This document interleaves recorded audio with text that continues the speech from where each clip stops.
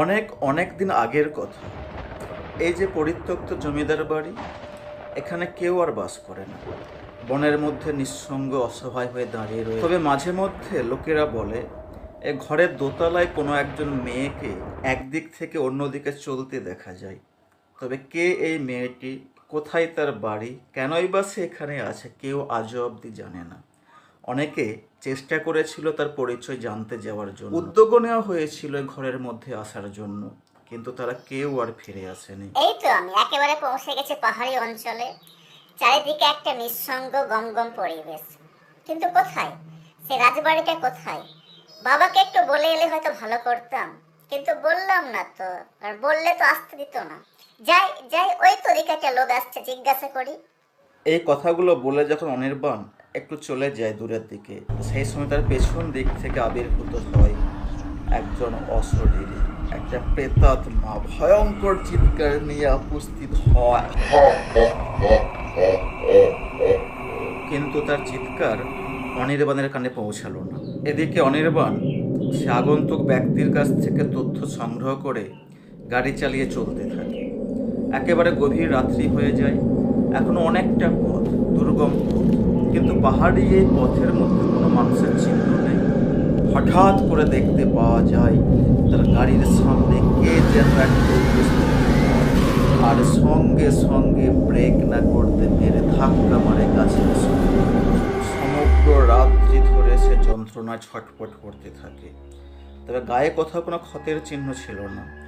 মনের ওপর যেন একটা অসম্ভব দানবিক শক্তি চেপে বসেছিল।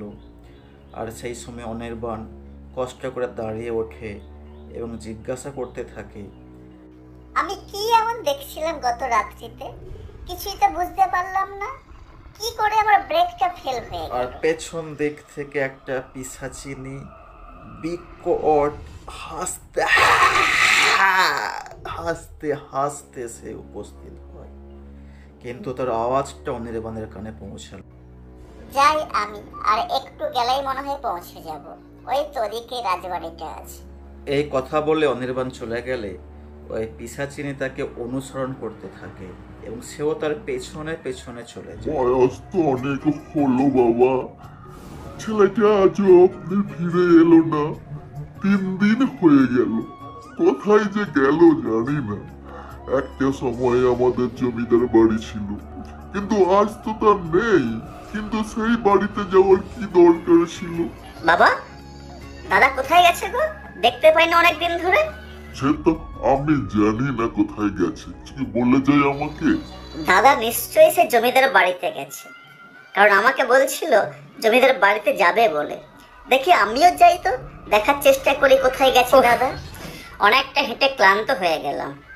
ওই সামনে একটা ঘর আছে, জিজ্ঞাসা করে দেখি তো ওরা কেউ কিছু বলতে পারে কিনা। কারণ জমিদার বাড়ি তো অনেক আগেকার দিনের সময়ের বাড়ি, এরাই হয়তো বলতে পারবে।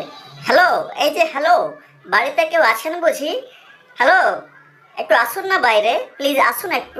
কি হে বাচ্চা তুমি, কেন অসময়ে আমাকে এখানে ডাকছো বলো তো? দেখতেই পাচ্ছ বাড়িতে কেউ নেই। এখানে যে একটা জমিদার বাড়ি ছিল তার সম্পর্কে একটু বলতে পারবেন? আমি তার খোঁজ করতে এখানে আসছি। ফোকাসে জমিদার বাড়ি, সে তো এখান থেকে 30 ক্রোশ দূর। যতটা আমি জানি সেই বাড়িতে কেউ নেই।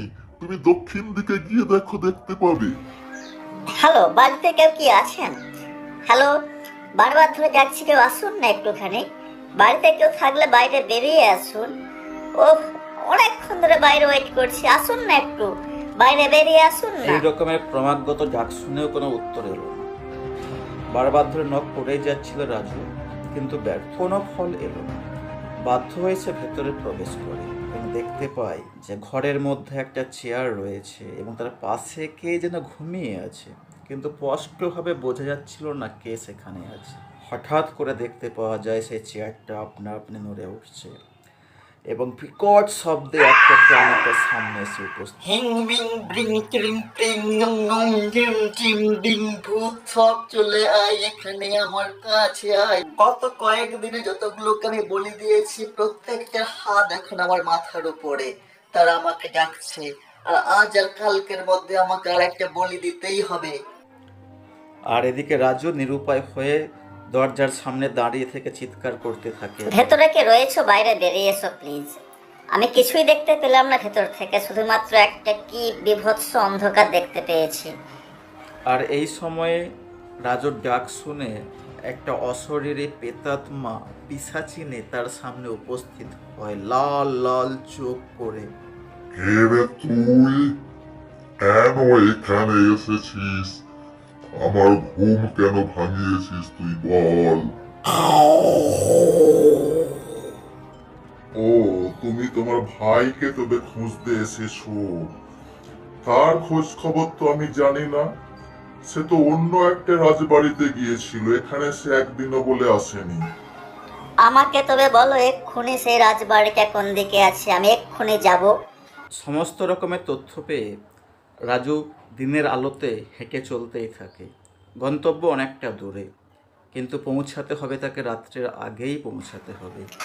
এই তো পৌঁছে গেলাম, কিন্তু আগুন জ্বলছে। মন্দিরের সামনে কেউ নেই কেন? বাড়িটা একেবারে নিঃসঙ্গ, অসহায়। হ্যালো, কেউ কি আছেন? হ্যালো, একটু বাইরে বেরিয়ে আসুন না। আমি অনেক দূর থেকে আসছি, অনেক কষ্ট করে এখানে আসছি, আসুন না একটু বাইরে বেরিয়ে। এই চিৎকার শুনে সে মন্দিরের দরজা খুলে যায় এবং সেখান থেকে একটা তীব্র আলোক রশ্মি বেরিয়ে আসে এবং কণ্ঠস্বরও শোনা যায়। তুমি যে জন্য এখানে এসেছো তার সমাধান আমার এখানে আছে। তুমি ভেতরে এসো। তোমার নাম রাজু। তুমি হলে সেই ব্যক্তি যে এই বিনাশ করতে পারবে।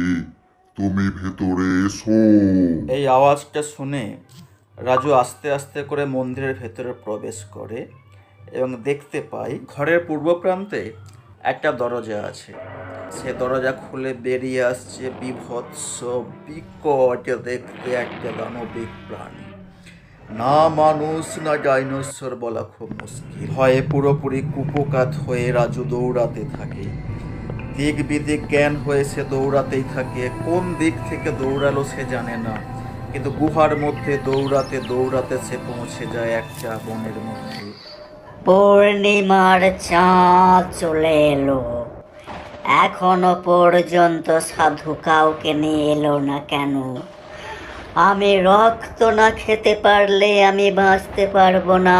যখন এই পরিত্যক্ত রাজবাড়ি থেকে এই রকমের শব্দ বেরিয়ে আসছিল, সাধু তখন তার গুহা থেকে বাইরে বেরিয়ে আসে এবং সে বুঝতে পারে তার ডাক চলে আসছে। তাকে পৌঁছাতে হবে সেই বনের সেই গভীর জঙ্গলে, যেখানে সেই পিশাচিনি বাস করে। হ্যাঁ আমার মালকিন, আমি চলে এসেছি, তুমি দেখো এক্ষুনি। আমি তোমার জন্য এক্ষুনি খাবারের ব্যবস্থা করব। আর তপস্যা বলছে এদিকে একটা ছেলে এক্ষুনি আসবে, তাকে বলে দিয়ে তোমাকে আমি রক্ত দেব। এই কথাগুলো যখন সাধু বলছিল, সঙ্গে সঙ্গে পুরো দৃশ্যপট অন্ধকার হয়ে যায়। অসংখ্য ড্রাকুলা লাল লাল চোখ করে তার সামনে দিয়ে চলে আসে। এক বিকট শব্দে সাধুকে প্রায় আঘাত করে এবং সাধু সেখানে পড়ে অজ্ঞান হয়ে যায়।